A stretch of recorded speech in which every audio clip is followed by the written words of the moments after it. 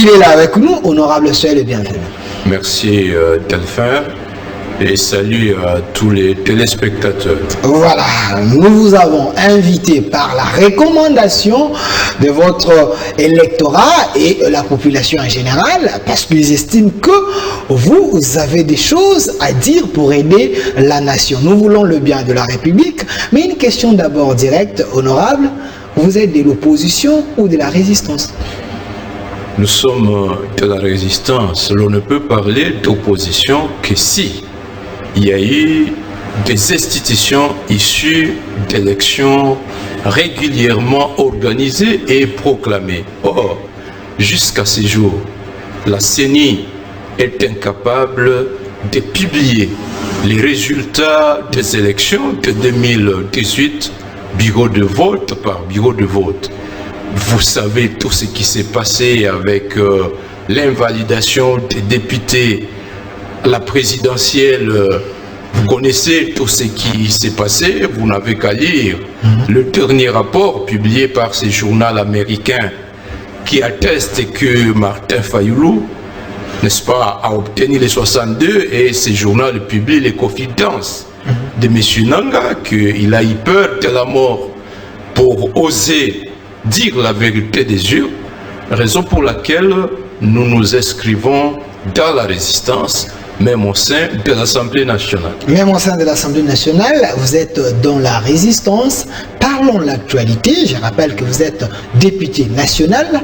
Vous avez les mandats de la République pour parler de ce qui concerne la République démocratique du Congo élue des Goma. La situation à l'Est continue à faire couler beaucoup d'encre et salive. Mais je rappelle aussi que vous êtes dans une commission à l'Assemblée nationale, commission défense et sécurité. J'en étais le deuxième vice-président, mais il y a un nouveau bureau qui vient d'être mis en place. Néanmoins, je reste membre de la commission défense et sécurité. Voilà, vous restez membre de la commission. Faisons d'abord l'évaluation de l'état des sièges, mais ce qui est aussi à dire à la population en général, c'est que vous, les députés, vous venez de prolonger l'état des sièges. Vous avez confiance à cet état des sièges en qualité de député national. Voyez-vous, c'est là une solution pour donner la paix à l'Est? L'état des sièges est entré en vigueur le 6 mai et en date du 10 mai, j'ai adressé une lettre, une question orale avec débat à monsieur le Premier ministre Sama Lukonde. J'ai déposé ma question au bureau de l'Assemblée nationale. J'ai rappelé cette question 2 semaines après parce que jusqu'à ce jour, le bureau Mposokodia n'a jamais transmis la question. Qu'est-ce que j'ai demandé à monsieur le Premier ministre? C'est qu'il vienne accompagné du ministre de la Défense, de l'Intérieur et du chef d'état-major général pour nous expliquer en quoi la proclamation de l'état des sièges apporte une réponse suffisante aux défis qui ont toujours été à la base des échecs des opérations militaires lancées à plusieurs reprises à l'est de la RDC. Souvenez-vous, le 21 juin 2019, M. Félix Abounia, il a lancé l'opération Zarouba Ituri, tempête de l'Ituri. En octobre 2019, il a lancé avec pompe opération grande envergure à Beni. Et 2 ans après, dans son ordonnance portant proclamation de l'état des sièges, il dit clairement que la situation qui sévit dans ces 2 provinces où il a lancé des opérations militaires, la situation est tellement préoccupante au point de constituer une menace grave à l'intégrité territoriale et au fonctionnement régulier des institutions. Le fait pour M. Félix de dire cela clairement dans le motif de son ordonnance proclamant l'état des sièges est une manière solennelle d'avouer que l'opération Zoruba Ituri a complètement échoué. L'opération de grande envergure a complètement échoué. Et si ces 2 opérations ont échoué, les mêmes causes produisent les mêmes effets. je voulais que le Premier ministre arrive pour nous dire quelles sont les corrections qu'ils ont apportées, quel est le diagnostic qu'ils ont fait de l'échec de ces opérations. Malheureusement, il s'est fait que l'état de siège a été lancé dans la même légèreté, avec la même complaisance que les opérations qui ont échoué. Raison pour laquelle, aujourd'hui, ne mâchons pas le mot, l'état de siège, c'est un fiasco. Nous n'avons jamais enregistré autant de morts, autant de personnes massacrées à l'est de la RDC que le bilan que nous avons pour le mois de mai. Donc, honorable Jean-Baptiste, je rappelle que vous êtes l'élu des Goma, vous affirmez sur ces plateaux que la mesure prise de l'état des sièges n'a pas apporté de fruits, mais plutôt c'est le contraire. Il y a eu trop de morts sous l'état des sièges. Le baromètre Kivu Security a relevé ce qui suit. Pour le mois de mai, nous avons dénombré 238 morts. Mois de mai. Mois de mai. 238 morts. Le mois de l'état des sièges. Contre 198 au mois d'avril. À territoire de Mambasa, 38 morts contre 38 morts au mois de mai, la période de l'état des sièges, contre 3 morts en avril.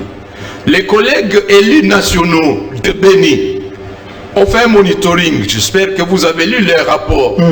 153 morts tout le long du mois de mai, pendant la période d'état des sièges. Vous avez le massacre de Tchabi et de Boga à Nuturi, où dans la nuit du 30 au 31, c'est plus de 70 personnes décapitées. Samedi dernier, les assaillants du groupe Codeco sont venus attaquer le centre commercial de Fataki. Ils ont délogé les FARDC. Ils ont occupé le centre commercial jusqu'au dimanche soir. Et ils sont sortis d'eux-mêmes. Mais on nous dit que le FARDC est en train de conquérir certaines localités. Est-ce que ce n'est pas la vérité? L'état de siège est entré en vigueur le 6 mai.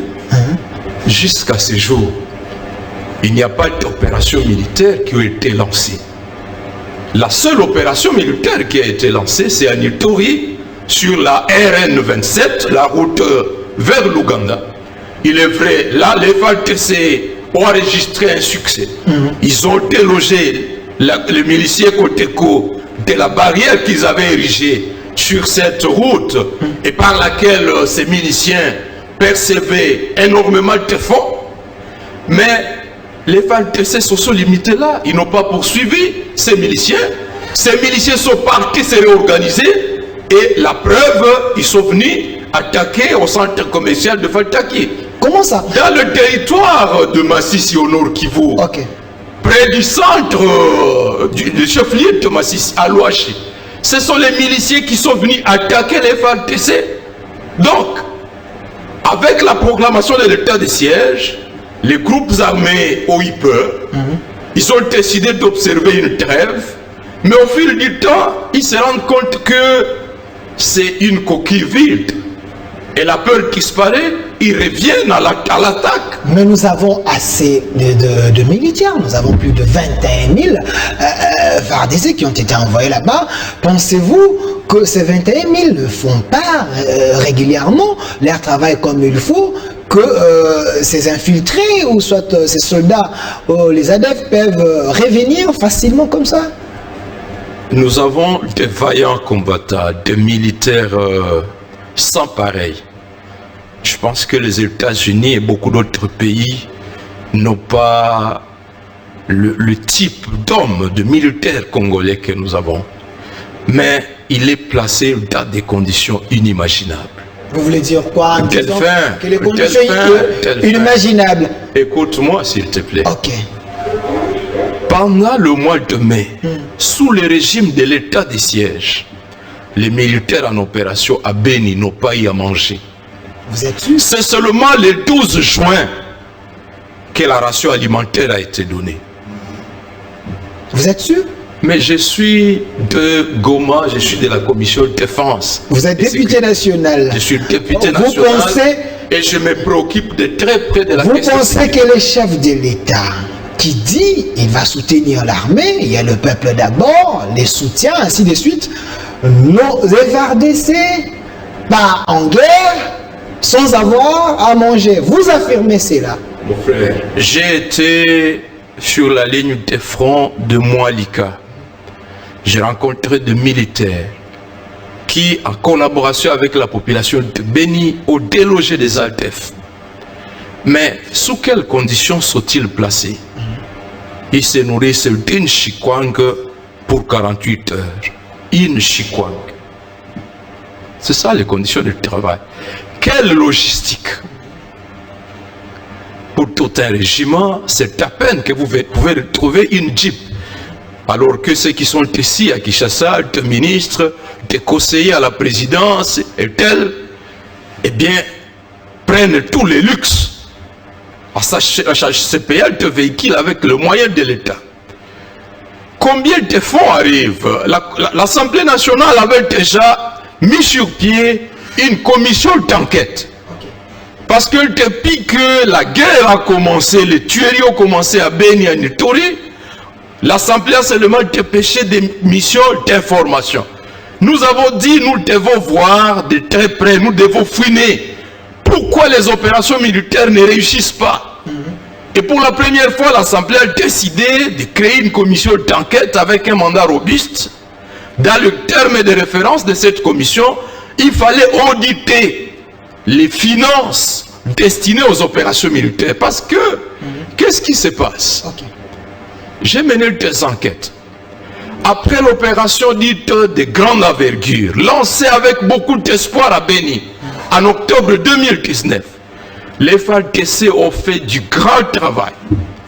Ils avaient un appui alimentaire et consort pour le mois de novembre, de décembre. Mais depuis le mois de janvier 2020, ils ont été abandonnés à leur triste sort.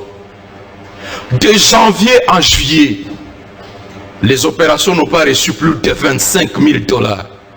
25 000. Demandez un conseiller à la présidence touche combien? Demandez quel est le dépense, quel est le volume de dépenses de fonctionnement des ministères ou du bureau de l'Assemblée. Les individus touchent mieux que les soldats qui défendent la nation. Un individu peut toucher 34 000, mais l'opération militaire reçoit 25 000 pendant 7 mois. Mais c'est extrêmement grave si cela est vrai, honorable. Mais pourquoi vous n'avez pas dénoncé cela au Parlement? Nous avons dénoncé, c'est l'une des raisons pour lesquelles l'Assemblée a décidé qu'elle mette sur pied une commission d'enquête pour savoir l'argent, quel est le volume des fonds décaissés du trésor public à Kinshasa et quel est le volume. Ce n'est pas que l'argent n'est pas décaissé. Les contribuables congolais payent pour soutenir l'effort de guerre. Mais il y a une chaîne d'escrocs qui détourne l'argent. On peut vous dire, on a débloqué du trésor public 2 millions de dollars, mais c'est seulement 5 000 dollars, pas 500 000, 5 000. On peut vous dire, on a débloqué 11 millions, c'est seulement 200 000 qui vont arriver sur le terrain des opérations. Et pendant ce temps-là, il y a un réseau de bandits. Moi, je les appelle les complices des ADF. Le véritable complice des ADF. S'il faut faire une perquisition dans l'ordonnance portant état de siège, on dit que les gouverneurs militaires vont faire des perquisitions de jour et de nuit. Mais Félix devait commencer ce système de perquisition ici à Kinshasa au niveau de sa chaîne de dépenses. Qu'on mette la main sur ce gens-là. Et de cette manière, tous les fonds arrivent effectivement entre les mains de ceux qui commandent et de ces militaires qui se battent. Voilà. Les conditions seraient améliorées. Voilà, mais je reviens à la question d'effectifs. Vous en avez parlé. Voilà. On raconte qu'il y a 21 000 militaires. Mais le triangle de la mort à Béni, il est de 50 km². Prenez 21 000, divisé par 50. Vous avez 420 militaires au kilomètre². Si nous avons à Béni 420 militaires au kilomètre², comment des ADF mystérieux soit-il, ils viennent avec machette, avec hache, avec couteau, ils égorgent de village à village et ils repartent bonnement. On n'a attrapé personne depuis que l'état de siège a commencé. Comment ces gens-là peuvent se prendre le loisir de tuer 60 personnes à Tchabi, de tuer 32 personnes à Boutotol et à Beni, une nuit, et ils repartent là où il y a 420 militaires au kilomètre carré? Ces effectifs-là n'existent pas, n'existent que sur le papier, juste pour permettre que des fonds, des salaires soient débloqués à leur nom pour enrichir un réseau d'individus. Voilà. L'état de siège devait consister à établir un contrôle sérieux de ces effectifs, mais également on devait faire la relève des troupes. Il y a des troupes qui sont sur la ligne de front depuis 2009, 2012, jusqu'à ce jour.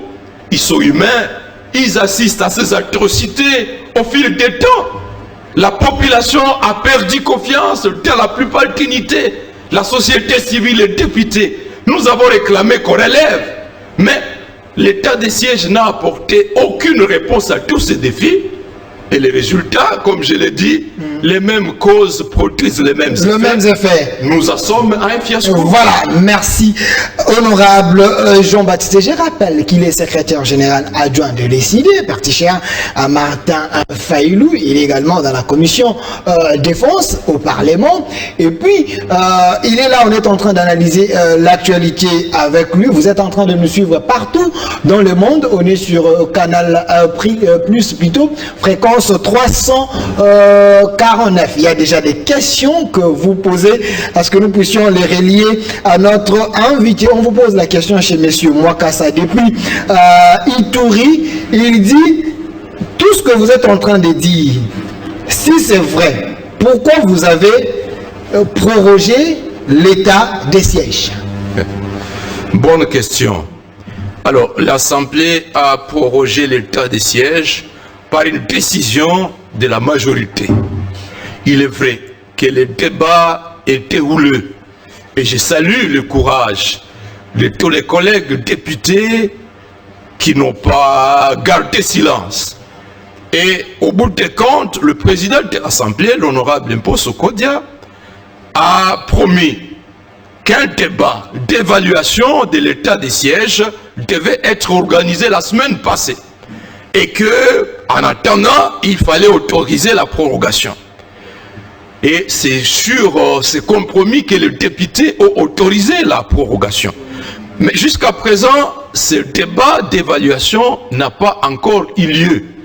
Nous l'attendons, on a prorogé de 15 jours, c'est jusque ce 21 juin. Eh bien, j'espère que le débat qui sera tenu sera fait sans complaisance. Je tiens à ce que, en tout cas, le député fasse un effort pour que la plénière de l'Assemblée ne se comporte pas comme un club de soutien à l'état de siège par complaisance, parce qu'il y a des questions sérieuses. Pour le Nord Kivu, par exemple, depuis que le gouverneur militaire est en fonction à Goma, il n'a jamais effectué même une seule mission d'itinérance à Beni, la zone de tuerie. Il est par contre cantonné dans son bureau à Goma et son discours est axé sur la mobilisation des recettes des provinces, comme s'il a été désigné pour réaliser un programme pour lequel les citoyens l'auront élu. Il n'a pas de programme de gouvernement, il n'a pas de vision. Lorsqu'il s'accentue sur la maximisation des recettes, il n'a pas un organe de contrôle. La même chose pour l'Ituri. J'ai suivi le gouverneur militaire centre aujourd'hui le bouclage autour du recouvrement des frais liés aux plaques que chaque chauffeur de taxi moto doit payer, au lieu d'organiser des bouclages pour identifier quelles sont les personnes qui détiennent illégalement des armes. Donc, il y a lieu que l'on fasse une évaluation sans complaisance. Merci. Et j'espère qu'avant le 21, merci, honorable, aura lieu. Honorable Jean-Baptiste, là, on est en train de nous suivre partout partout dans le monde, il y a des messages qui nous proviennent de partout. Il y a monsieur Chilumbai depuis Nice en France. Il dit le rôle de l'opposition, c'est aussi proposer. Vous critiquez l'état des sièges, vous êtes de l'essuyer. Qu'est-ce que vous proposez en qualité de député national? Alors, la première proposition, c'est que l'état des sièges, à mon avis, devrait être circonscrit aux seules zones opérationnelles. Par exemple, pour le Nord Kivu, qu'on circonscrive l'état des sièges pour le seul territoire de Béni. Comme ça, le gouverneur militaire cesse d'être gouverneur militaire, il devient un administrateur spécial du territoire de Béni avec mandat, mission de s'installer là-bas sur le théâtre des opérations. Mais lorsqu'il reste tout le temps, 30 jours d'état de siège à Goma, et puis la prorogation, il est absorbé par la gestion de la catastrophe humanitaire liée au volcan. Non, ce n'est pas ce que nous attendons de lui. Donc la première proposition, c'est de circonscrire l'état de siège aux seules zones opérationnelles. Pour le Nord Kivu, Béni, pour l'Ituri, par exemple, on peut prendre Irumu, on peut prendre Mahagi, mais pour le reste de parties de provinces, eh bien, qu'on revienne à l'ordre constitutionnel, qu'on laisse le gouverneur de province et les députés provinciaux gérer la reconstruction de la ville de Goma après l'éruption. Ça, ce n'est pas le rôle d'un régime militaire. Deuxième chose, il faut établir une procédure spéciale d'affectation des fonds aux commandants et aux troupes qui sont réellement sur le terrain, parce que comme je l'ai dit, lorsque ces fonds destinés aux opérations sont débloqués et orientés par la chaîne normale, eh bien, sur 2 millions, c'est seulement 5 000 qui arrivent. Voilà. On peut profiter de cet état de siège. On a vécu cela sous la guerre contre l'M23. Mamadou, Baouma, Feu Baouma, ils ont remporté la victoire parce qu'on avait décidé d'une procédure spéciale. Merci. Pour dépêcher le moyen sur la ligne de front. Trop de questions pour vous. Voilà. Détournement. Trop de questions pour vous. Monsieur Yves, depuis Lomami, il dit, votre invité, il analyse bien, mais pourquoi il n'arrive pas, eux, députés de Goma, de quitter d'abord les groupes armés, selon les révélations de Mbosso? Alors, je l'ai dit à l'Assemblée nationale lors de ma réplique à l'interpellation du ministre de la Recherche scientifique autour de la question du volcan de l'OVG. J'ai dit, nous, les élus de Goma, comme toute la population, nous souffrons du fait d'être taxés de bourreaux alors que nous sommes les victimes. Ceux qui doivent quitter les groupes armés, ceux qui doivent rompre avec le soutien aux groupes armés, ils sont à Kinshasa. Ceux-là qui détournent les fonds destinés aux opérations. Ceux-là qui entretiennent des effectifs fantômes qui n'existent pas. Voilà les vrais collaborateurs des ADF. En réalité, nous, population de l'Est, Ituri, Haut-Ouélé, Sud Kivu, nous sommes victimes d'une politique de trahison menée par les hautes autorités à Kinshasa. Et d'ailleurs, il faut nous féliciter, ni têter notre patriotisme. Eh bien, ceux qui sont à Kinshasa auraient accompagné la balkanisation. Mais c'est parce que les populations de Uvira, de Bunia, du Nord Kivu sont tellement attachées à l'unité nationale, à l'intégrité de la RDC, qu'ils mettent en échec tous les accords que les dirigeants de Kinshasa signent avec le Rwanda, avec l'Ouganda. Donc, lorsqu'on nous dit quitter les groupes armés, c'est comme pour nous insulter, alors que le vrai collabo des groupes armés sont ici. Mais également, voilà. En 2019, tel fait, je termine par là. Il nous reste 3 minutes. Beaucoup de miliciens, Maï et autres, plus de 40 000, ont quitté volontairement les groupes armés. À 27 km de Goma, dans un centre de regroupement appelé Mubambiro, ils étaient à plus de 4 000. Ils ont dit, nous nous rendons. Mais c'est Kinshasa qui a mis 2 ans en refusant de signer l'ordonnance consacrant la décentralisation du programme TEDER.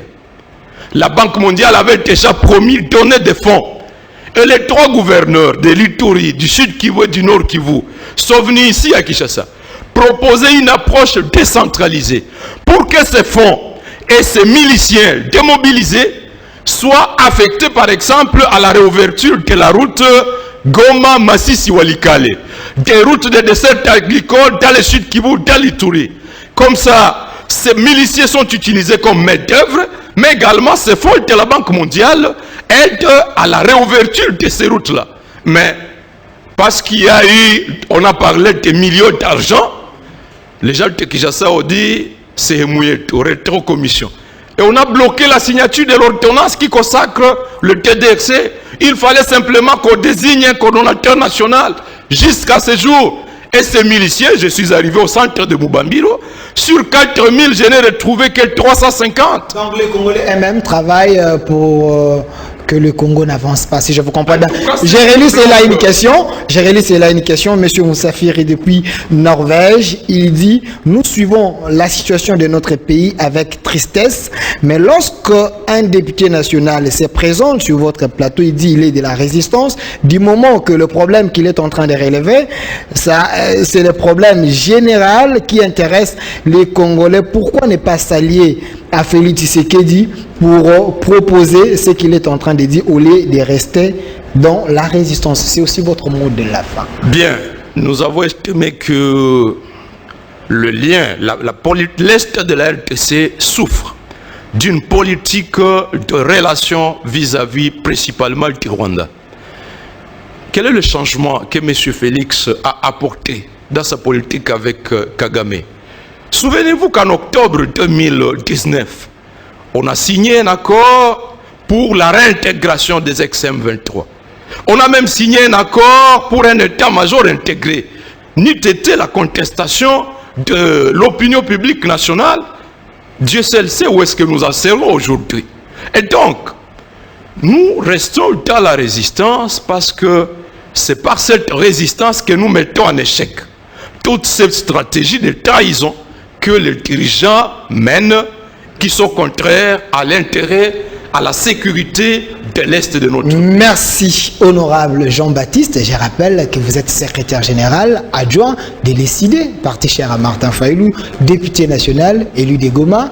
Nous allons encore vous inviter pour venir éclairer encore l'opinion. Une transition. Le temps pour moi de recevoir M. Mathieu Takizala pour parler de la science avec professeur Sekimel.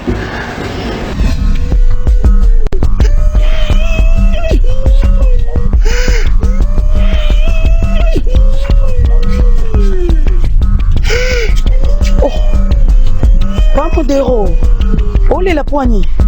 Tata Yomoko. Nga modero na komi ko ya debu la fufu, ba grand car o ya la ba fufu et la lina nzela. Moye ba fufu ezate. Na Kinshasa pe attaque garage moko bongisa ba grand car ezate. C'est faux. Spécial auto garage. Et bongisa kami tuka tout. Biso toza l'unique garage ya réparation automobile na Kinshasa o abongisaka camion ya munene na camion ya muke. Tozali na ba site mibale na commune limité. Na ngambu ya poids lourd côté na ba gros engin, ba camion ya minene, veut dire ozala na MAN, ozala na Mercedes, ozala na remorque, pe tracteur, to ba engin spécial auto y garantie ezali ke abongisi okei et en cas de réclamation tozali na parce que ba réparation na ba entretien na biso ezali na garantie.